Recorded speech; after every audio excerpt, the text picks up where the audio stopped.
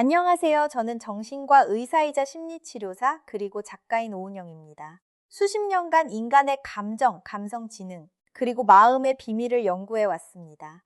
오늘 저는 임상 경험과 연구, 그리고 수많은 환자와 독자들과의 소통을 통해 얻은 지식을 여러분과 나누고자 합니다. 그녀는 그냥 앞으로 나아갔을까요? 모든 것을 잊었을까요? 아무것도 느끼지 않는 걸까요? 제가 수십 년간 임상 현장에서 관찰해온 바에 따르면 한 여성이 소중한 사람을 잃었다는 사실을 깨닫는 순간 그녀의 내면에는 분명하고도 깊은 변화가 시작됩니다. 한때 옳다고 여겼던 결정이 점점 무겁게 짓누르기 시작하죠. 바쁘게 지내려 하고 계속 앞으로 나아가려 하지만 조용한 감정들이 그녀 안에서 천천히 자라나 조금씩 그녀를 잠식해 갑니다. 그리고 가장 흥미로운 점은 지금 이 순간 그녀의 머릿속에서 실제로 무슨 일이 일어나고 있는지 당신은 아마 전혀 모를 것이라는 겁니다. 오늘 저는 그녀가 실수를 깨달은 후 경험하는 10가지 감정을 여러분께 전해드리겠습니다. 지금부터 누구도 감히 말하지 않았던 것들을, 많은 사람들이 외면하고 싶어하는 진실들을 함께 살펴보겠습니다. 채널을 구독하고 알림을 설정하고 좋아요를 눌러주세요. 그리고 어느 도시에서 보고 계신지 댓글로 알려주세요. 우리가 더 많은 사람들에게 닿을수록 더 많은 이들이 자신의 감정을 이해하고 더 나은 선택을 할 수 있게 됩니다. 구독은 무료입니다. 자, 이제 시작하겠습니다. 첫 번째 감정. 후회는 제가 임상에서 가장 자주 마주치는, 그리고 가장 부식성이 강한 감정 중 하나입니다. 관계에서 실수를 저질렀다는 사실을 깨달은 여성이 경험하는 후회는 조용히 찾아오지 않습니다.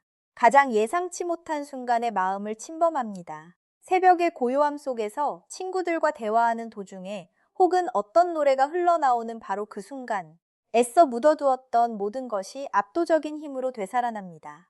여성의 후회에는 매우 독특한 특징이 있습니다. 선형적이지 않다는 것입니다. 하루 종일 자신이 옳은 결정을 내렸다고 스스로를 설득하려 합니다. 논리를 쌓고 이유를 찾고 정당화를 시도합니다. 그러다가 작은 기억 하나, 어떤 냄새, 어떤 단어, 어떤 장소가 그 몇 시간에 걸쳐 쌓아 올린 구조물을 순식간에 무너뜨립니다. 의지로는 멈출 수 없는 소진되는 순환입니다. 진정한 후회는 이성에 복종하지 않기 때문입니다.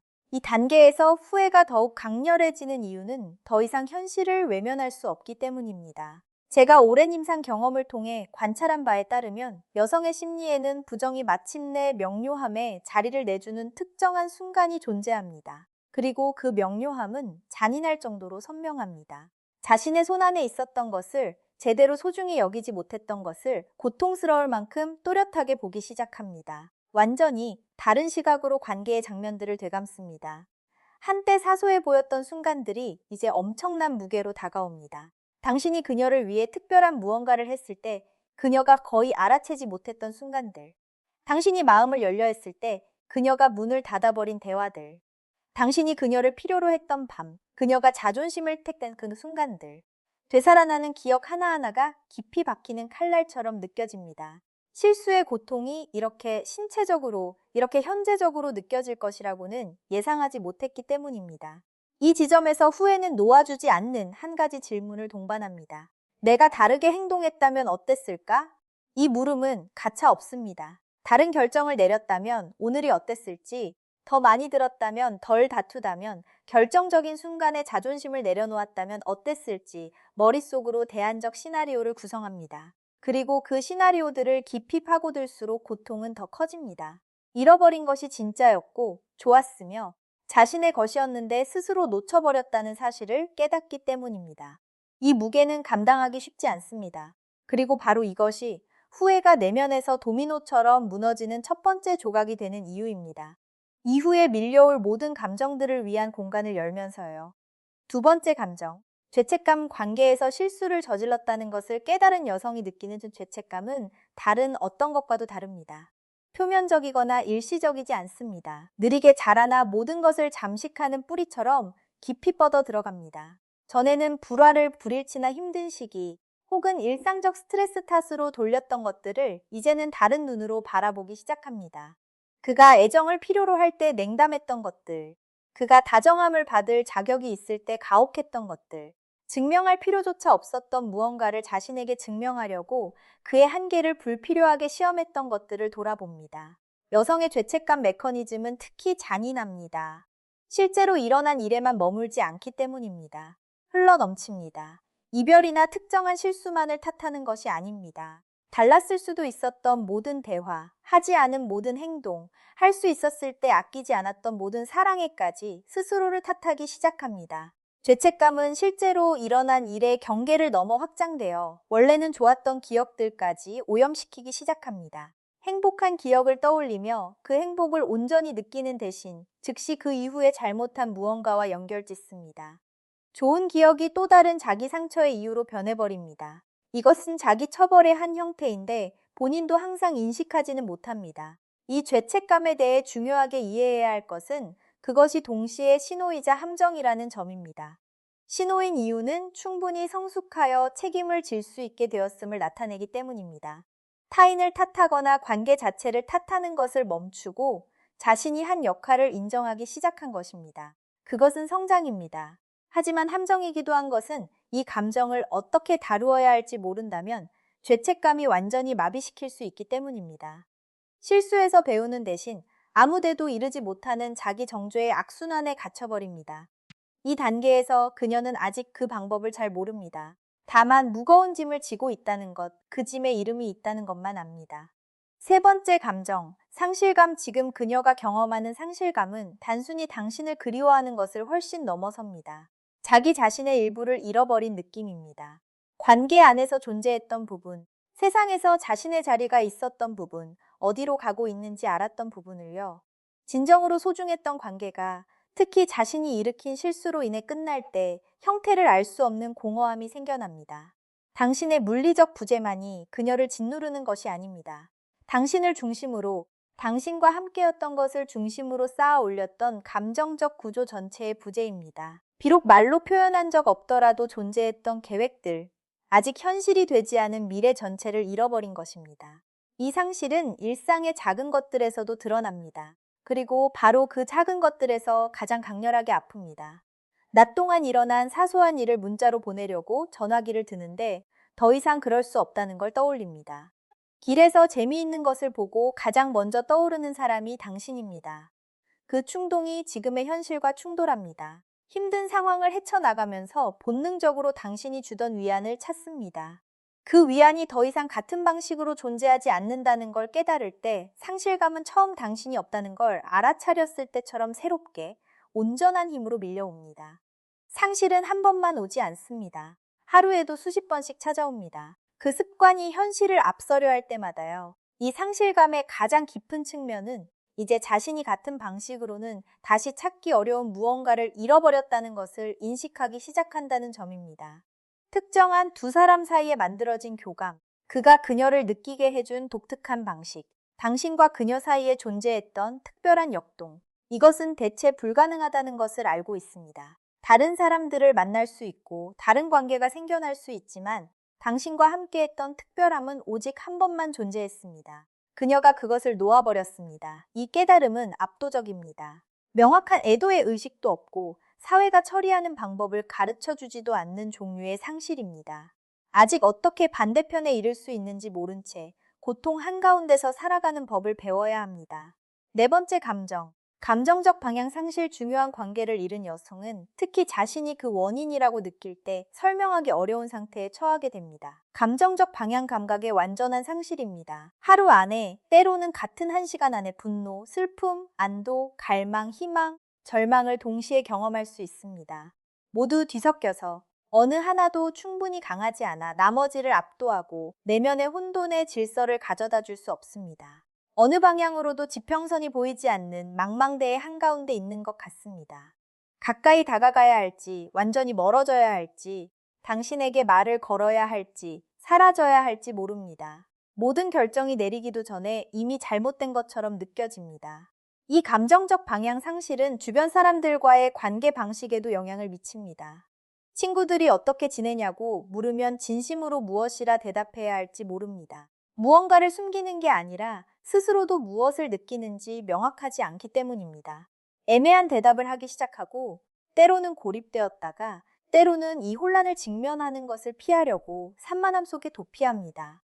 문제는 그 혼돈을 마주하는 것을 더 많이 피할수록 혼돈은 더 커진다는 것입니다. 처음에 혼란으로 시작된 감정적 방향 상실은 일종의 마비로 변합니다. 단순한 결정도 내리지 못하고 계획도 세우지 못하고 미래가 어떻게 되기를 원하는지 선명하게 상상하지 못합니다. 현재가 너무 혼란스러워 미래조차 실제처럼 느껴지지 않기 때문입니다.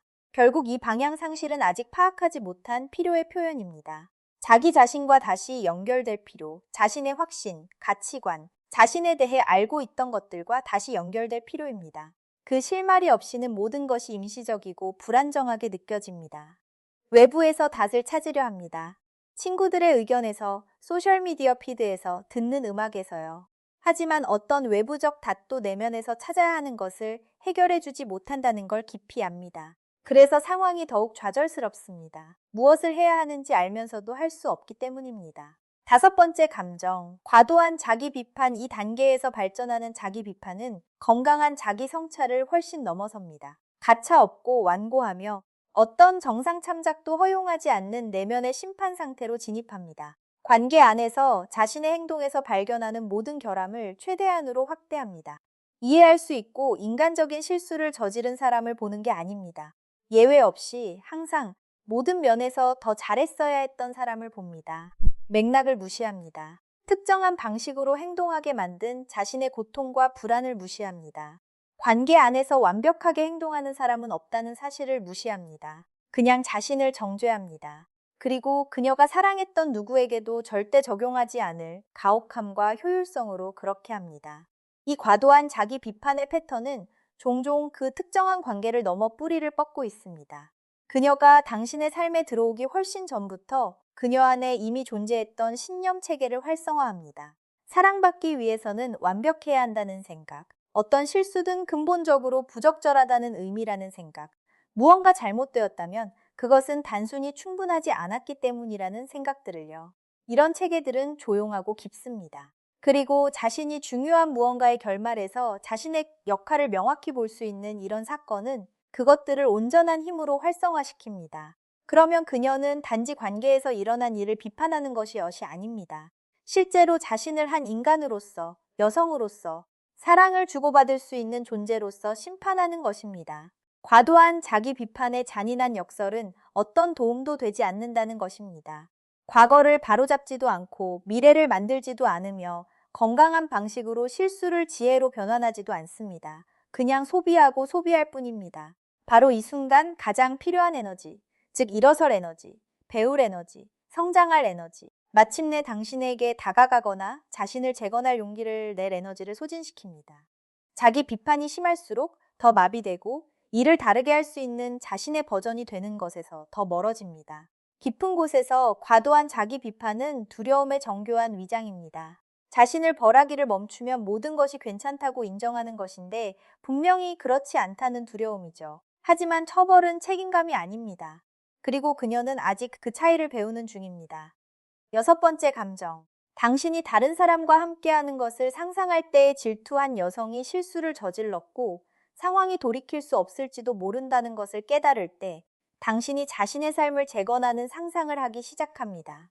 그리고 아무리 통제하려 해도 이 상상은 완전히 파괴적입니다. 추상적으로 생각하지 않습니다. 구체적으로, 시각적으로, 세세한 디테일까지 상상합니다. 당신이 그녀에게 웃어주던 것과 같은 방식으로 다른 사람에게 웃는 모습, 같은 이야기를 하고, 같은 농담을 하고, 그녀만이 알았던 같은 다정한 몸짓을 하는 모습. 그리고 이 생각들 각각은 예상보다 훨씬 강한 찌르는 듯한 아픔을 동반합니다. 결국 그녀가 실수를 저지른 사람이기 때문입니다. 어떤 의미에서는 그녀가 거리를 만들었습니다. 그럼에도 불구하고 당신이 다른 사람과 함께하는 생각은 견딜 수 없습니다. 이 질투는 특히 복잡합니다. 그것을 느낄 권리가 없다는 것을 알기 때문입니다. 당신에게 전화해서 질투한다고 말할 수 없습니다. 모순적으로 보이지 않고 아직 보여줄 준비가 되지 않은 취약함을 드러내지 않고는 공개적으로 드러낼 수 없습니다. 그래서 이 질투는 내면에 억눌린 채로 남아 홀로 짊어지는 조용한 괴로움을 먹이며 자랍니다. 당신이 인정하지 않을 빈도로 당신의 소셜미디어 프로필을 확인합니다. 매 사진, 매 좋아요, 매 댓글을 분석하며 당신이 이미 다른 누군가에게 다가가고 있다는 신호를 찾습니다. 그리고 그 두려움을 확인하는 것처럼 보이는 무언가를 발견할 때 완전히 결백한 것일지라도 느끼는 고통은 불균형적입니다. 질투만을 느끼는 게 아니기 때문입니다. 최악의 시나리오의 확인을 느낍니다. 당신을 진짜로 잃어버렸다는 것을요. 이 질투가 가장 깊은 수준에서 드러내는 것은 그녀가 아직 스스로에게도 언어화하지 못했을 무언가입니다. 여전히 당신을 원한다는 것, 당신이 그녀에게 무관심하지 않다는 것, 모든 자존심, 모든 방어, 일어난 일을 정당화하기 위해 만들어온 모든 이야기들 아래에 사라지지 않은 진짜 살아있는 감정이 있다는 것입니다. 당신이 다른 사람과 함께하는 것에 대한 질투는 사실 가장 고통스러운 방식으로, 하지만 어쨌든 뒷문으로 들어오는 사랑입니다. 그리고 그녀는 그것에 대해 무언가를 해야 합니다. 문제는 이 단계에서 아직 무엇을 해야 할지 모른다는 것입니다. 일곱 번째 감정. 함께 가던 장소들을 볼 때의 슬픔. 그녀에게 온 도시가 고통의 지도가 되어버렸습니다. 함께 자주 다니던 모든 장소가 지울 수 없는 흔적을 남겼습니다. 그리고 문제는 그 장소들이 여전히 존재하고 여전히 그녀의 삶의 일부이고 예고 없이 그녀의 길에 나타난다는 것입니다. 당신이 단골로 앉던 식당, 목적지 없이 손을 잡고 걷던 거리, 몇 시간이고 앉아서 모든 것과 아무것도 아닌 것에 대해 이야기하던 공원 벤치. 이 장소들은 각각 전에는 중립적이었지만 이제 의도치 않게 거기 놓은 게 아닌데 제거할 수도 없는 감정적 무게를 지니고 있습니다. 이제 그것들은 준비되지 않은 기억들로 가는 의도치 않은 관문이 되었습니다. 하지만 그냥 지나칠 때마다 초대받지 않은 채로 나타납니다. 특히 어려운 것은 그 모든 장소를 영원히 피할 수 없다는 것입니다. 삶은 격되고 때로 그 장소들은 일상 루틴의 일부입니다. 출근길, 동네 슈퍼마켓, 다니는 헬스장. 할 수 있을 때 우회하고 대안적 경로를 선택하고 기억이 더 무겁게 느껴지는 주말에 특정 장소를 피하는 전략을 배웁니다. 하지만 자신의 환경을 스스로를 다치지 않기 위해 통제하는 이 지속적인 노력은 소진됩니다. 항상 경계할 수는 없기 때문에 어쨌든 그 지뢰들을 밟습니다. 특히 잔인한 순간은 그 장소들 중 하나에 다른 사람들, 친구들, 가족들과 갔을 때입니다. 존재해야 하고 웃어야 하고 대화에 참여해야 하는데 내면에서는 그 장소가 의미하는 모든 것을 반추하고 있습니다. 당신이 앉던 테이블을 바라보며 다른 사람들과 다른 의자에 앉아 있습니다. 대화는 계속되고 아무도 안에서 무슨 일이 일어나는지 알아채지 못하는 가운데 그녀는 침묵을 지킵니다. 필요에 의해 발전시킨 이 재량껏 고통을 감당하는 능력이 그녀를 고립시키기도 합니다. 얼마나 아픈지를 더 잘 숨길수록 그녀가 필요로 하는 지지를 받을 기회는 줄어들기 때문입니다. 여덟 번째 감정. 그리움. 지금 당신에 대한 그리움은 단순하거나 분류하기 쉬운 그리움이 아닙니다. 단순히 당신의 물리적 존재에 대한 그리움이 아니라 당신 곁에 있을 때만 존재했던 특정한 느낌의 방식에 대한 그리움입니다. 관계가 제공했던 안정감이 그립습니다. 판단받을 두려움 없이 방어를 내려놓고 자신이 될 수 있었던 그 공간이요. 당신 둘 사이에서만 의미가 있었던 대화들이 그립습니다. 설명 없이도 웃게 만들었던 내부 레퍼런스들이요. 어떤 순간들에 당신이 그녀를 바라보던 방식, 마치 그 자리에서 가장 중요한 사람인 것처럼 바라보던 시선이 그립습니다. 이 그리움은 일반적이지 않습니다. 정확합니다. 무엇이 없는지 정확히 알고 있기 때문에 그토록 정확하게 아픕니다. 여성의 그리움에는 외부에서 거의 이해하지 못하는 특성이 있습니다. 제 임상 경험에서 보면 이상화하지만 눈이 먼 게 아닙니다. 당신의 환상적인 버전을 그리워하는 게 아니라 실제로 존재했던 구체적인 것들을 그리워합니다. 이것이 그리움을 더욱 강렬하게 만듭니다. 과거를 낭만화하고 있다고, 실제로는 그렇게 좋지 않았다고 스스로에게 말할 수 없으니까요. 좋았습니다. 그녀가 압니다. 그리워하는 것이 실제로 존재했다는 것을 아는 것은 결코 실제하지 않았던 무언가를 그리워하는 것과 다릅니다. 후자는 훨씬 오래 치유하는 데 시간이 걸리는 방식으로 아픕니다. 이 그리움이 다른 때보다 더 강하게 느껴지는 순간들이 있고 그 순간들을 인식하는 법을 배웁니다. 할 일이 없는 주말, 침묵이 감싸는 때, 피곤함이 찾아와 생각이 필터 없이 흐르는 밤, 삶에서 좋은 일이 일어나서 진정으로 이해해주는 사람과 나누고 싶은 그 순간. 그 순간들의 그리움은 스쳐가는 감정이 아닙니다. 그녀 옆 공간을 채우는 거의 물리적인 존재입니다. 이것을 완전히 지배하지 않고도 공존하는 법을, 거기 있지 않은 척하지 않고도 같이 살아가는 법을 배웁니다. 이 단계에서 그리움은 아마도 그녀가 가진 가장 정직한 감정일 것입니다. 존재했던 것에 대해서도 여전히 느끼는 것에 대해서도 거짓말하지 않기 때문입니다.